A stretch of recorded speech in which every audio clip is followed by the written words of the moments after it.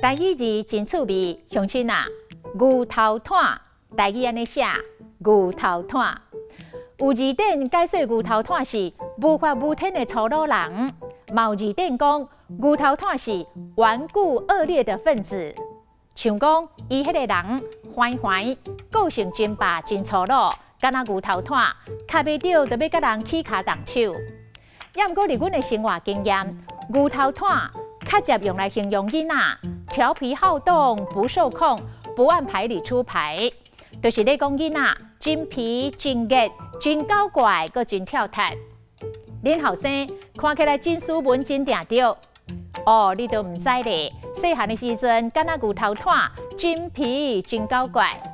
啊，我迄个细汉后生，真活动，阁真跳脱。若放出人，袂输牛头炭，真歹控制。牛头炭的炭，就是炭草的炭，用锄头除草，台语讲炭草。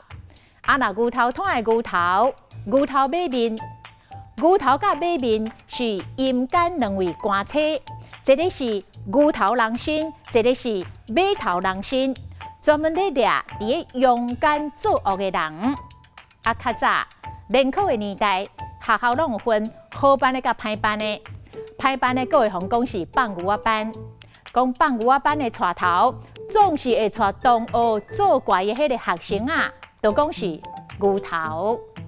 今仔日的台语字牛头炭实在真趣味。